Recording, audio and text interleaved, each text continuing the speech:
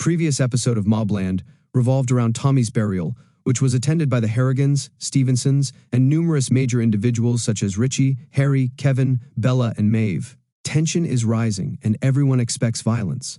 Surprisingly, Richie maintains the peace and makes it through the funeral without bloodshed.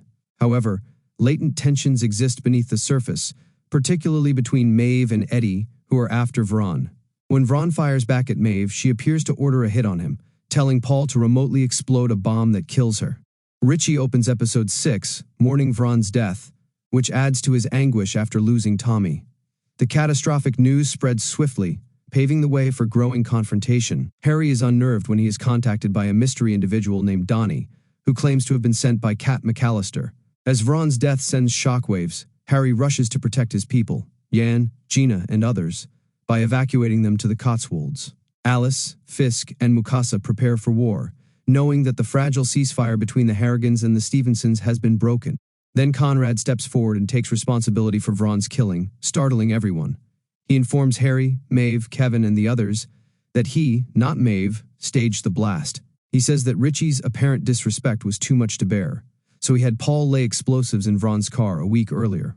It was not an impulsive crime, but rather a deliberate murder. His excuse rings hollow, and Kevin, in particular, is enraged, pointing out that peace was within grasp until Conrad's ego destroyed everything. Conrad remains rebellious, encouraged by Maeve, whose machinations have often resulted in carnage. This gesture reveals Conrad's desperation and delusions.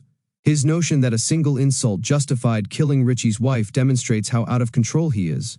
To add insult to injury, he orders Kevin to call the Mexican cartel in support of the Harrigans. Kevin informs him that their sole link, Archie, is dead since Conrad murdered him based on Maeve's dubious suspicions. The Harrigans' behavior is not strategic, it is chaotic and vindictive, motivated by ego above logic. The episode's darkest moment occurs during a phone call initiated by Richie. After getting on the phone with Harry, he passes the phone to Conrad, Maeve, and Eddie, who launch vicious taunts. Eddie admits to killing Tommy and describes it in graphic detail, while Conrad discusses sending dogs to eat Vron's remains. Maeve joins in, enjoying the psychological pain. Richie remains silent for most of the call but concludes it with one chilling word: run. This simple phrase changes the dynamic, implying that the Stevensons will eventually retaliate. At this point, the story makes it abundantly clear that the Harrigans are the villains. They've used personal attacks, including murdering family members, to gain an advantage over Richie, who has so far demonstrated incredible restraint. Rather than concentrating on business or leadership, Conrad and Maeve are obsessed with vengeance, projecting their failures onto the Stevensons. The story is reminiscent of fascist regimes and falling empires, which perpetrate horrific deeds and then cry foul when their victims dare to resist. Meanwhile, the subplot involving Seraphina and Brendan intensifies. They've traveled to Antwerp to invest in rubies, which appears both risky and lucrative. Seraphina accepts Brendan's offer of 75% profits in exchange for her assistance, hoping to gain favor with the Harrigans while also acquiring fortune.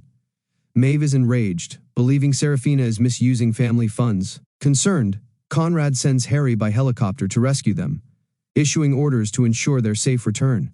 As Harry prepares to leave, Bella is stuck in her customary contradictions, criticizing mafia life one moment and calling Harry sexy for getting into a helicopter the next. Jan, always the voice of reason, correctly points out the hypocrisy.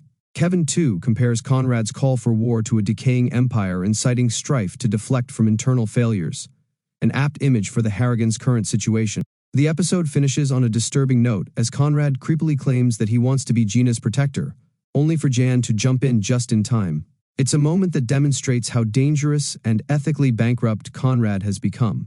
At this point, even devoted Harrigans like Harry and Kevin become disillusioned, realizing that their family's path leads to destruction rather than glory. Thank you for watching.